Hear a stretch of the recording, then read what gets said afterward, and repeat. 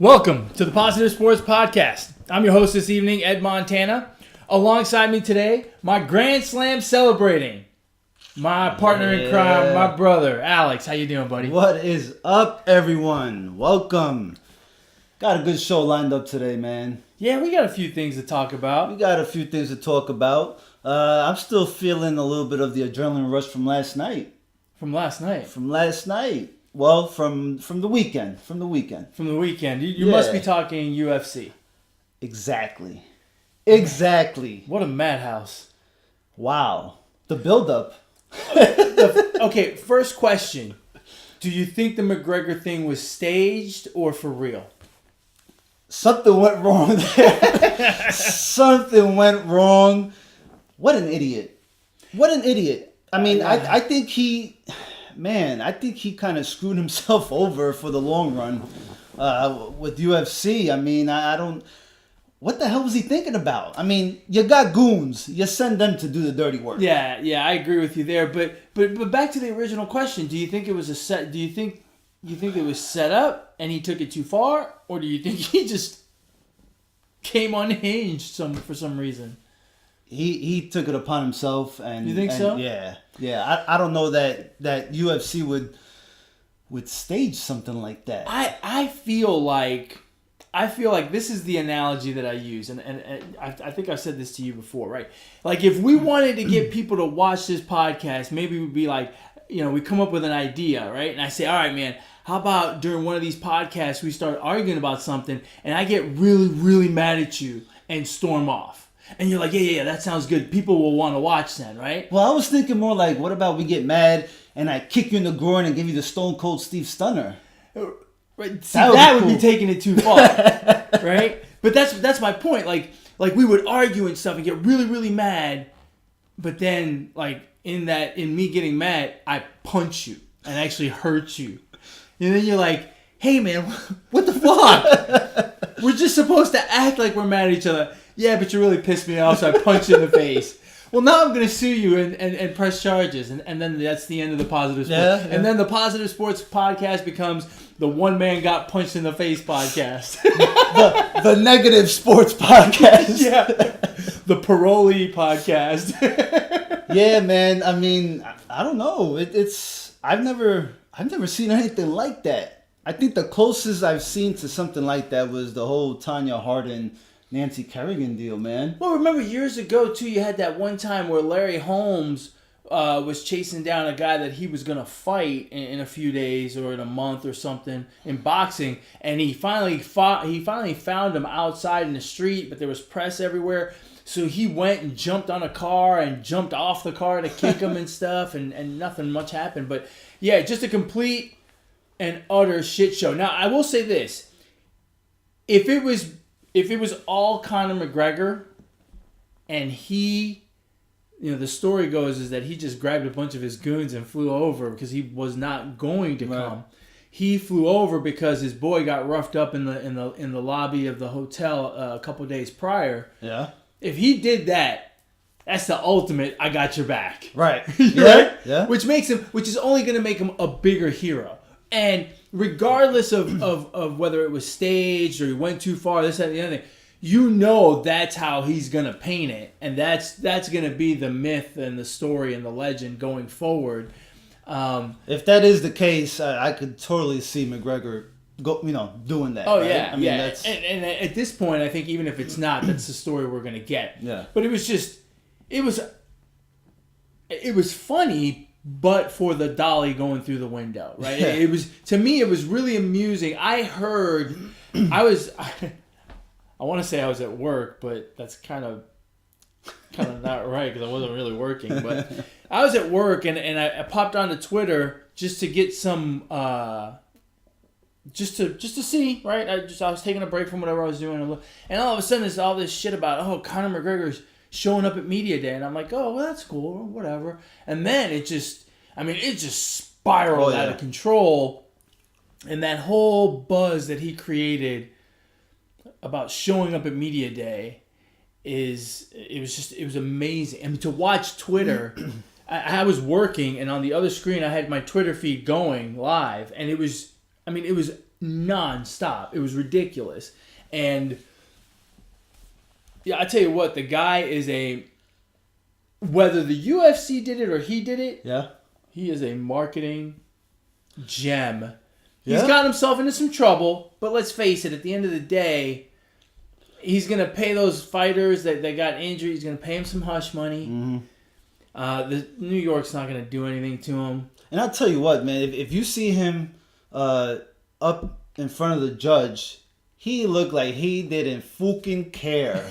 I mean, he had a face of like, yeah, I did it, so what, F you. You know what I mean? And it was, and he walked out with he almost busted out the Vince McMahon. Even with handcuffs, right? Yeah. Even with handcuffs, he looked like he was going to do that duck walk. Boy, ballsy, man. He's fucking crazy. And I'll tell you what, that was probably the most exciting thing leading up to UFC 223 because unfortunately the main event just didn't carry the hype that I was expecting. And it was like the one UFC pay-per-view that I actually wanted to watch. Yeah, well, in all fairness, though, I mean, it was the third main event, right? Because you had the build-up. The true main event was Khabib against Tony Ferguson. Right. Those guys have been 1 and 1A to the champion for a while now. And Tony Ferguson is even the interim champion now, or I guess was. That's another situation altogether. What's going to happen with all these belts? But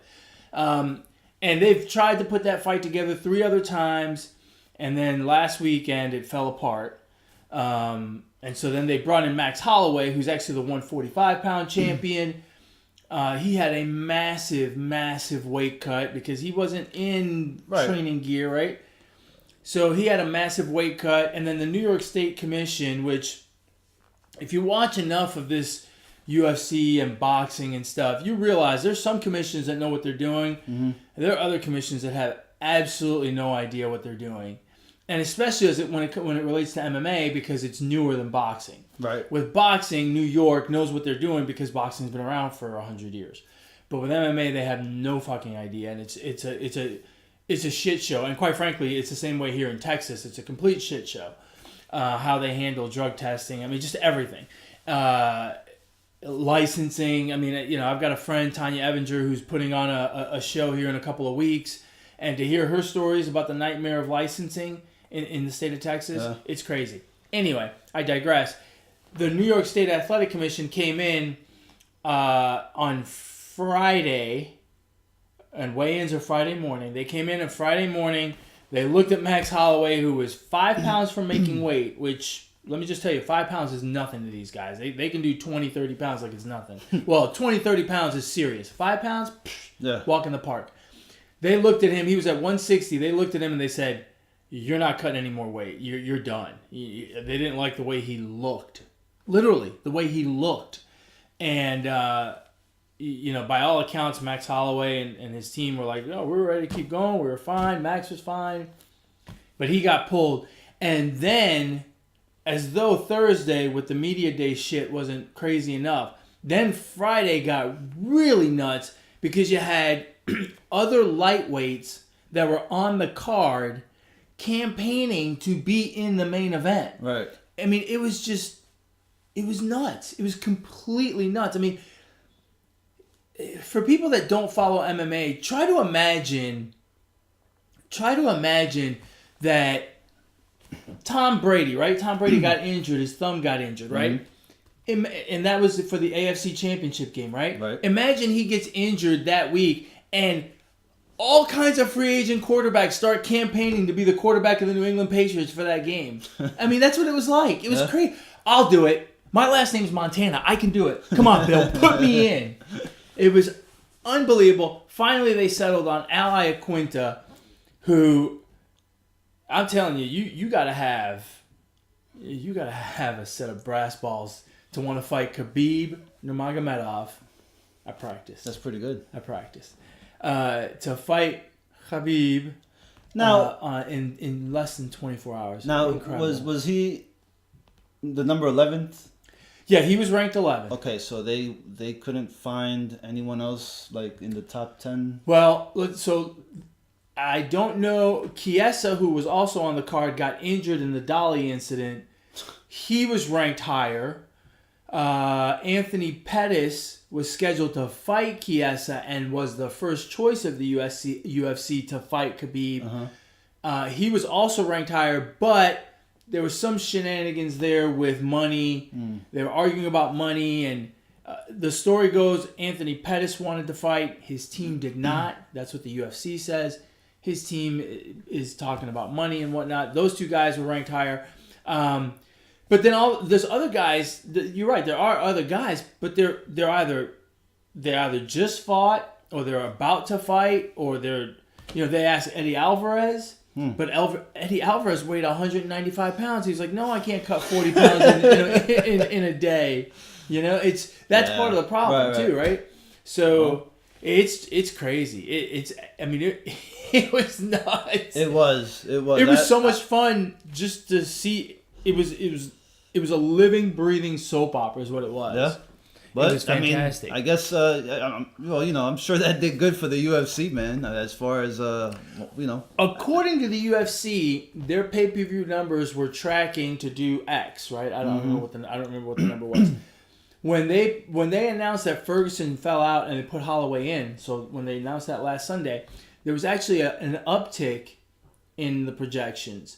And then Thursday and Friday, they said the projections kept going even higher because of all the drama. Which brings us back to our original question, right? Was it staged? And Conor McGregor, to go back to Conor's not fighting for less than $30 million. And the only way to get $30 million with this crop of guys, you got to create some kind of drama. Because no one really wants to...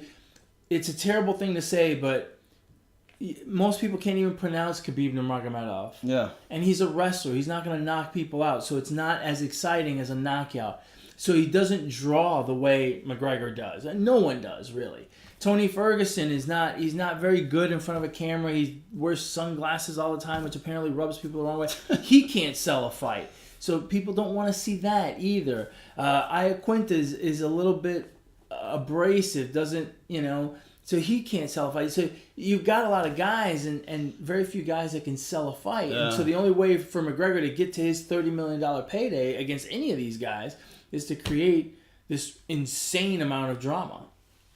Well, I don't know. They need to figure it out. I mean, if I was Khabib, I'd want Conor McGregor ASAP. I mean, if this whole ordeal was, if he's going to be in trouble, I want him ASAP before this year's over. It's probably only going to get bigger though. Legally, I don't think Conor's going to get in that much trouble, and it's only going to drum up more interest. I think. No. Well, if you're Khabib said he'll fight him inside or outside of the cage. I'm guessing. What cage? The jail? The cell? Which cage is he referring to? That's a good point. Yeah. The unfortunate thing about all this talk about Conor McGregor and who's going to fight Khabib and all that, is the co-main event was the show last night. Rose Namajunas and Joanna, I can't say her last name. I call her Joanna Champion. I guess she's not champion now. So Rose and Joanna. Rose and Joanna. What a fight, man. These 215-pound gals stood in front of each other for 25 minutes and just let it fly. I wouldn't say all that. They didn't let it fly. I mean, Dude.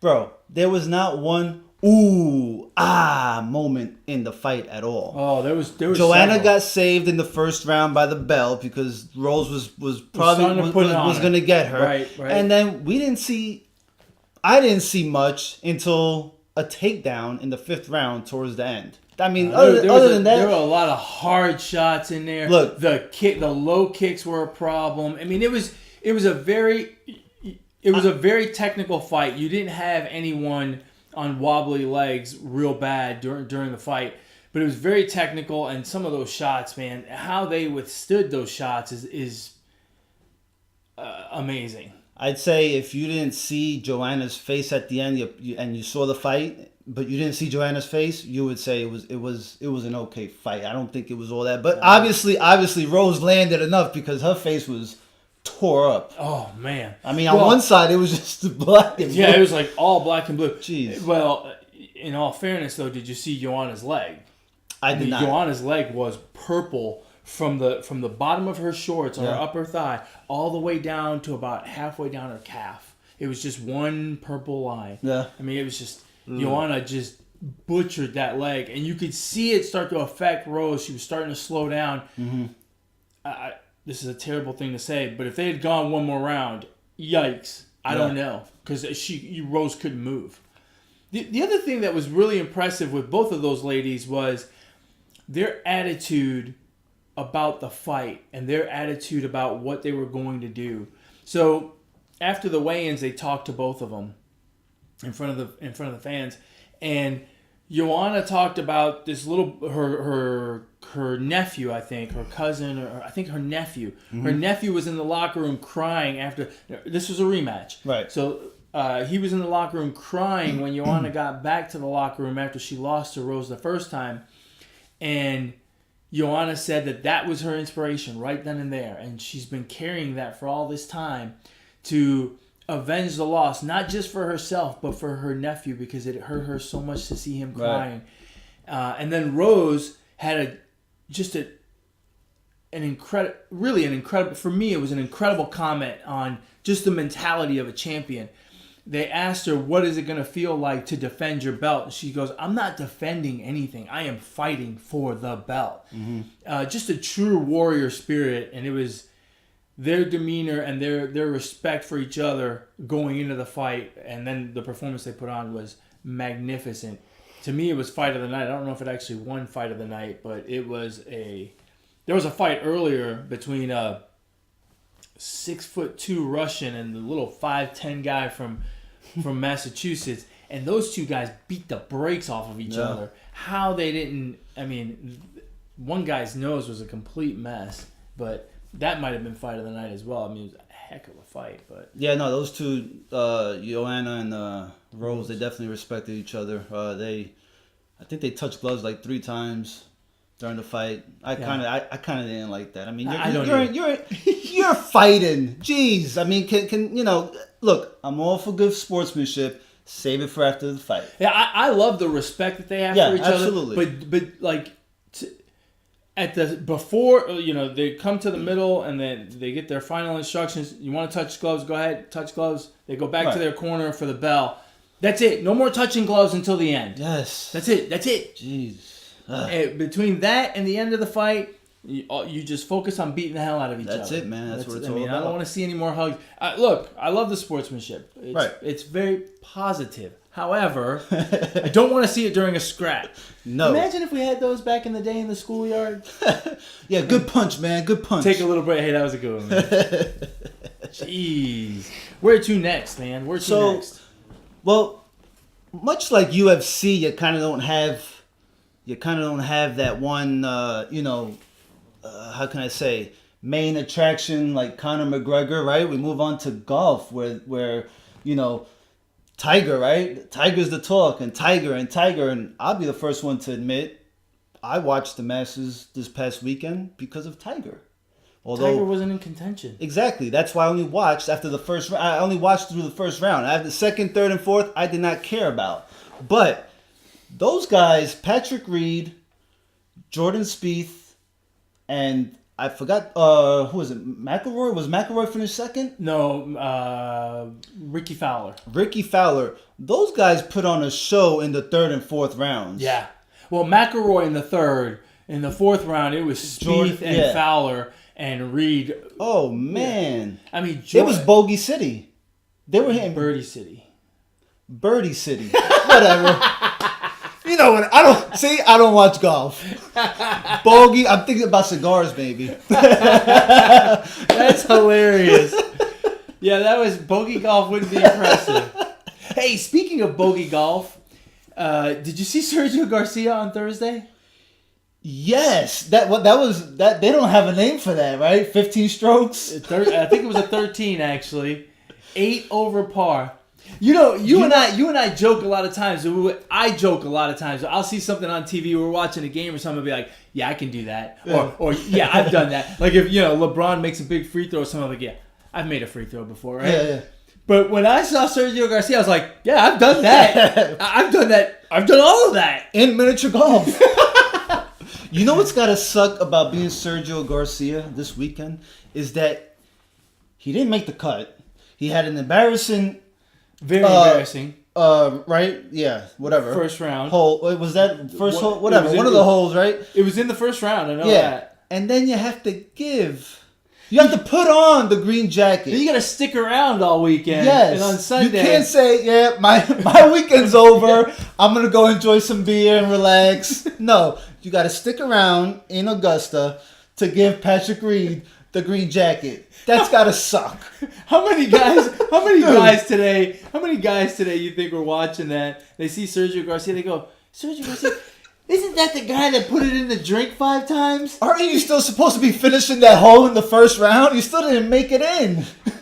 How can he afford to be there with as much money as he spent on golf balls? Oh, man. Dude, that's got to suck. That's a rough weekend. What's rougher, that or getting beat up in the cage in UFC? Oh, getting beat up, man. Probably. Sergio probably still made a lot of money. Sergio probably made more money than everyone on that card except for Khabib. Yeah. So, yeah. But poor no, Sergio. So, yeah, man, I mean, obviously Tiger was the talk, but I mean, it's unfortunate that golf doesn't have that main attraction that everyone looks forward to watching. But Patrick Reed did an outstanding job. Yeah, he did. On the course. But you know what I don't understand is, you're right, we don't have that main attraction in golf, but we've got something even better.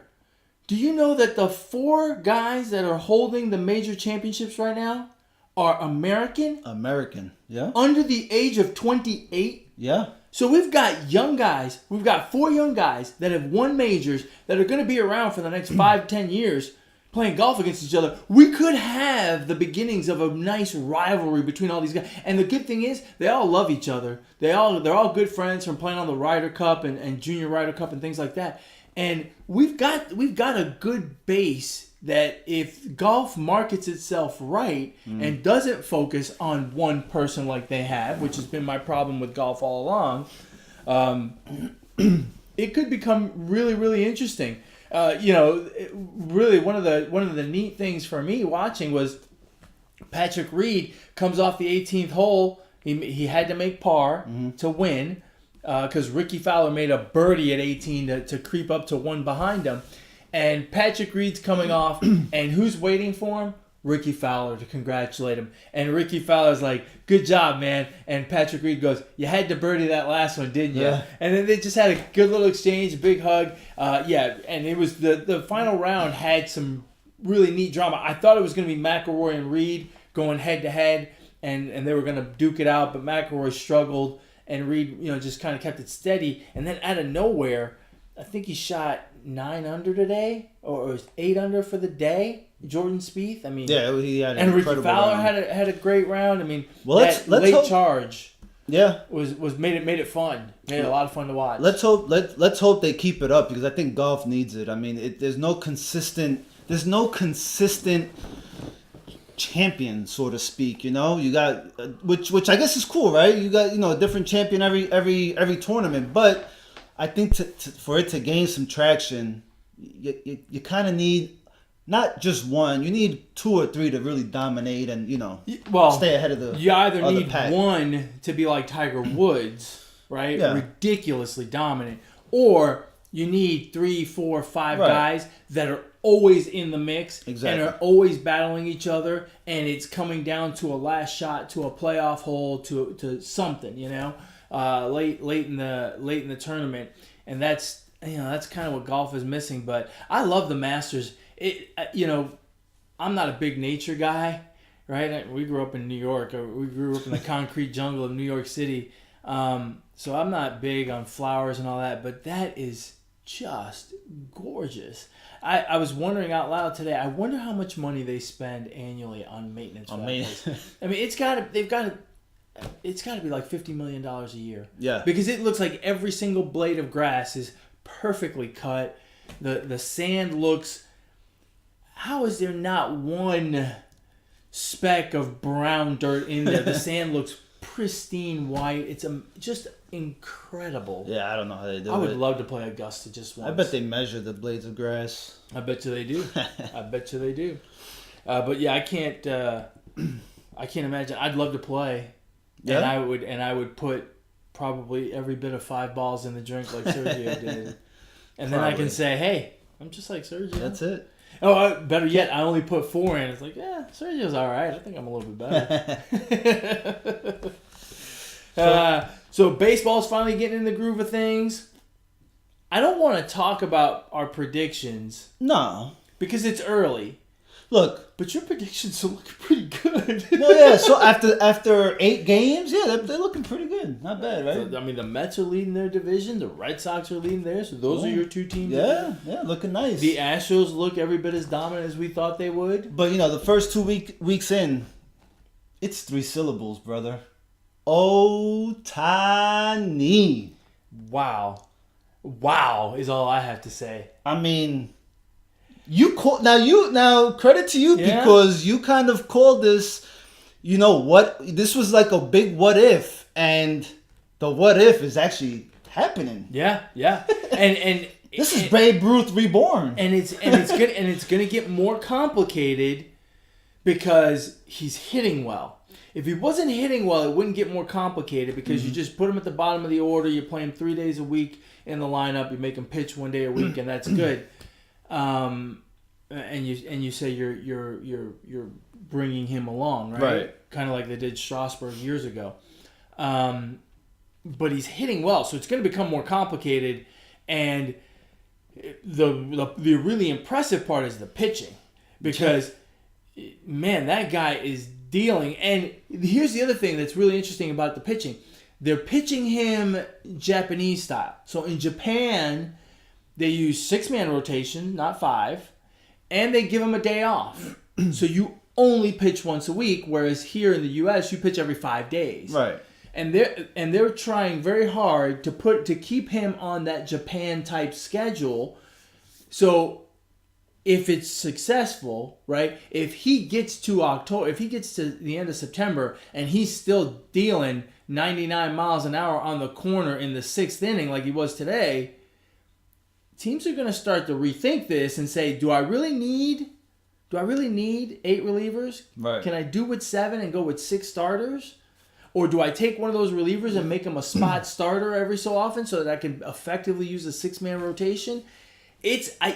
He may end up being groundbreaking in that way as well. Yeah, unless you're the Tampa Bay Rays and you pitch 9 relievers. Or the Phillies, right? In a game. That's what they did last week. They went like 9 relievers. Yeah, that's... What are you doing? I don't understand. No, but they did that on purpose. Yeah, again, what are you doing? I don't get it. I don't get it either. You look, your starter is meant to go, unless of course he's got 120 pitches thrown through 4 innings, fine, you take him out. But I mean, leave him in there. He's a starter. He's used to throwing, going long. Leave him in there. I mean, we're really getting to the point where they're gonna have to expand the rosters, because this is we're trending towards this point. We're trending towards the point of using 3 pitchers to pitch 3 innings every game. So if you do that, you really can't pitch them. You have to give them at least 3 days rest, because 3 innings is a fair amount. Right. Which means you have to go like that 4 games, which means 3, 3, 3, 3, and 3. Maybe that's 1 3 too many, but it's 12 pitchers. So you can only carry 13 field players, which means you only have 5 on the bench. If you got a guy that's aching or a guy that needs a day off, it's a problem. They're gonna have to expand the rosters. I can't imagine that they won't, but how do you do that, right? Because the owners are not going to want to do that. But pitching has become... Just stop babying the starters. Well, but... Yeah, no, I agree with you. But the problem is that they've already gotten to the point where they've invested so much money in starters, right? We have so many 10, 12, 15, $20 million pitchers that they want to protect that investment, and those contracts are guaranteed. So it's snowballing, or the snowball is falling apart slowly but surely into the point where we're only going to get a handful of innings from starters, and it's become a middle relief game. Oh yeah, it's absolutely ridiculous. Your middle relief system is almost more important than your starters or your closer. Even in the playoffs, it's like in the playoffs, even more so, right? Because God forbid you fall behind 3 runs. Yeah. If you fall behind 3 runs, let's save our ace for game 4 possibly. Let's not give him a chance to go out there and. It's nuts. It's nuts. You know. But Ohtani is doing the thing, and I love it. Dude, and he was fired up today. He was, man. I mean, and he has some life to. I mean, he was throwing 99 in the 5th or the 6th inning, and he was trying to throw 99. He wasn't just he was slinging it. So, and let's remember, he's only 22, 23 years old. No, 20. I think he turns 24 this year. Okay, well, still. He's still, you're right. He's still really young. Most Japanese players that come, they kind of come in their late 20s. Yeah, late 20s. 30, right? So, I mean, that's pretty cool. Yeah, no, the Angels may really have something here. Maybe. Let's see. It's a long season, so it's early for. It is, and let's face it, he's made 2 starts against the A's, right? Right. Yeah, that's not saying much. The A's are not exactly. Well, let's see what happens. But he took Corey Kluber yard. That's true. Can't forget that. That's true. It's exciting. I like it. It's really given the season kind of an early conversation piece. I wish it was an American kid. Because I think some of it will be lost because people will be like, Shuey who? Right. We're so nationalistic sometimes. That's okay. Ohtani is easy to pronounce. Ohtani is easy to, I don't try that first name very often, but anyway. Wow. So we'll go ahead and move along to a little positive running. So here I am, 8 days away from the Boston Marathon. Nervous? A little bit. It's funny that, I've run 50-something marathons and I still get nervous. The week of the marathon is always tough because you run very little and you watch what you eat very carefully. And if you have to travel, that's kind of a pain in the ass. For people like me that don't really like packing and shit like that, it's kind of a pain in the ass. So that's kind of how my week goes. But yeah, man, I'm nervous again. It's but it's a good feeling because that's how that it's the Boston Marathon and it's not mom and pop's 15-mile run or some shit. Right? Well, I'm sure that all goes away on the day of the run. Once you got your nut huggers on. Yeah. Once you piss your pants around mile 9 because you can't hold it anymore. No, but I'm sure even before then. I mean, I don't know. I never ran a marathon. You tell me. But I'm sure once you're there, once you're in the dance, when you start running, and once you probably cross the start line. Yeah. Once you get going, then you're constant. For me, I'm concentrating on the race. I'm thinking about what I need to do in terms of hydration and pace and, just trying to focus on getting in a good groove and just letting those miles tick off. Those first 10 miles, you just kind of want them to go by without even noticing. And I try not to look at my watch. I try to look at the spectators a lot. I try to really kind of enjoy the sights and sound because I know it's going to get tougher later on. And at that point, I'm going to need to concentrate and focus and push myself. But yeah, in the beginning, I'm just looking around at all the sights and sounds. Right. And Boston is special. They've got 27,000 runners, I think it is. And it starts in a little town outside of Boston called Hopkinton. And it's a blast. There's, it's such an event for the city of Boston. 2.5 million people line the streets that day. It's on a Monday. It's a holiday in Massachusetts. It's a lot of fun. And you do. You get nervous right up until it's time to go. And then once the gun goes off, you're like, well, I got to get to Boston. Right. Yeah? I got to get to Boston and I don't have a car. So I may as well follow these people. Well, you can always do what Jeffrey the Butler did. I mean, that's what I would do. But I've gone to show you support at the Houston Chevron and show support to my wife and my son, and the adrenaline that I get just as a spectator at the Houston Marathon, I get chills. I think it's pretty cool. So I can only imagine what it's like in Boston, and I would imagine as a runner, I think that looking at the crowd and seeing how big the Boston Marathon is, I think that kind of gives you more momentum to finish. Yeah, no, absolutely. Absolutely. And it's one of those things where, I talk to a lot of people about training for a marathon, and they always, when I tell them I've run however many marathons I've run, they always go, well, what's your longest run before the marathon? And I always tell them 20, 22 miles. They go, you don't ever run 26 miles? I go, nope, because you don't need it. It's amazing how you can push your body an extra 6 miles. 6 miles. I mean, that's not a small distance. Mm-hmm. But you can get an extra 6 miles out of your body without actually doing it before. I've actually only run 26 miles. I've never run 26 miles in training. Never. Damn. My longest training run is 24. I've never gone more than 26 miles. I've never done the marathon distance in a training run. So the only times I've gone 26 miles, I've gotten a medal at the end. Is it just because you don't feel the necessity of it? Or? Well, if you're going to compete if you're going to compete at the elite level, then yeah, you probably do need to do it.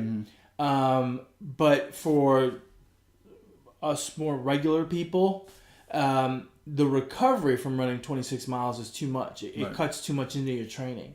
All right, so when I run 26 miles next Monday, I won't run another hard run for a solid 3 weeks. And when I say not a hard run, I won't go more than 4 miles probably for 3 weeks. Dude, you're not a regular guy anymore. I mean, you've got 50 plus marathons under your belt. You're not a regular guy. Well, I meant in terms of speed. That just makes you a freaking crazy guy.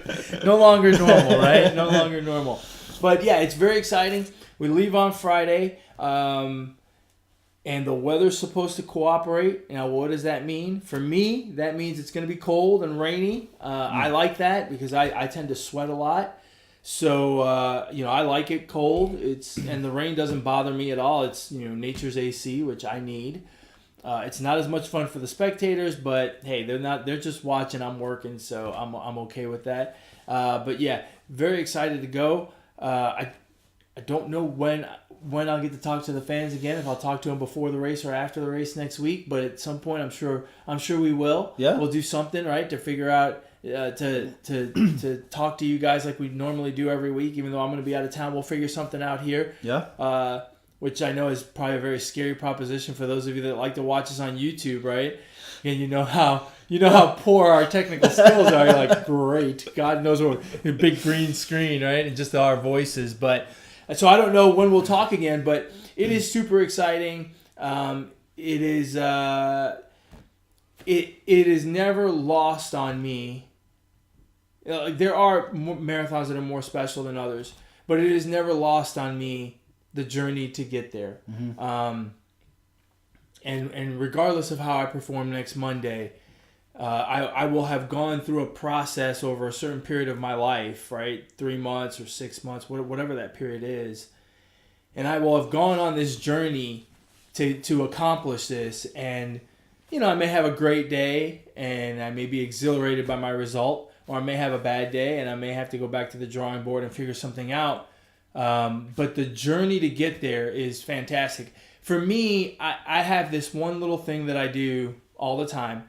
I don't actually tie my shoes until I get to where I'm lined up getting ready to go. So usually right before they sing the national anthem. So that's about 3 minutes before the race. I'll kneel down and tie my shoes. And it's at that moment when I kneel down to tie my shoes, about 5 minutes before the start of the race, when I sit there and I just kind of think for a second and I realize all of the effort and all of the little things that I've done along the way, the aches, the pains, the diet, the sacrifice, the early mornings, the late nights, the running when I'm having a bad day, the exhilaration of completing a good speed workout on the track or whatever, all of that stuff. And here I am doing the last thing I have to do before I start. I have to tie my shoes and go on this journey for the next 3 or 4 hours.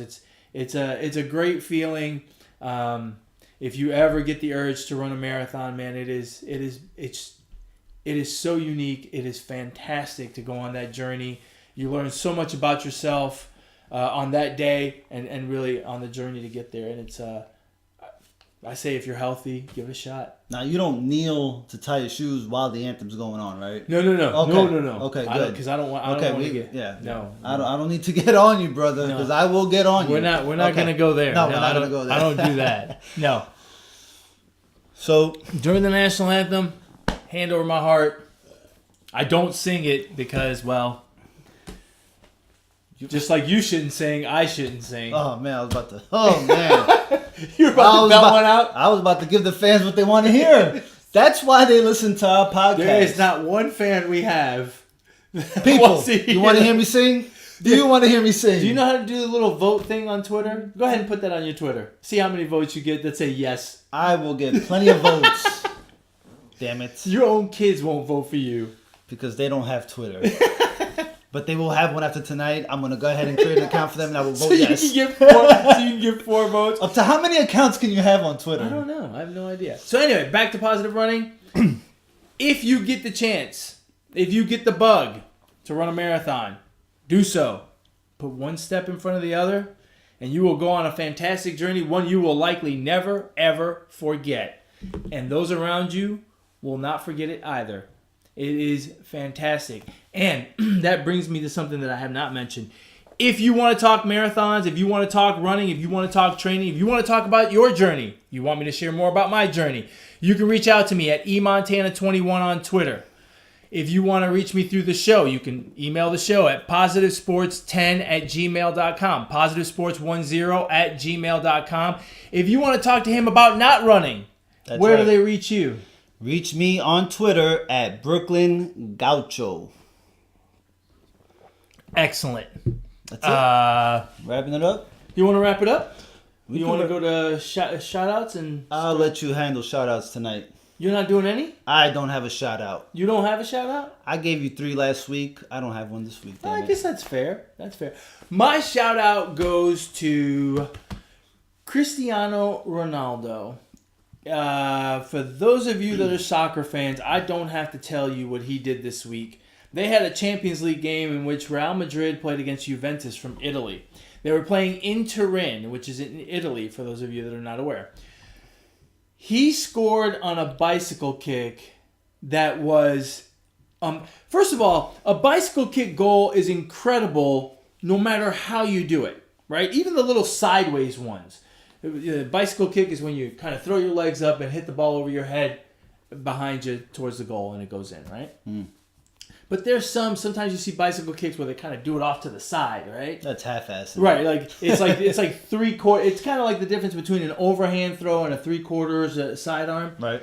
Even that one is impressive.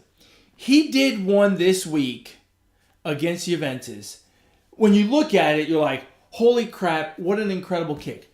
When they show the still shot of the Italian player standing next to him, the Italian player is jumping. He is in the air.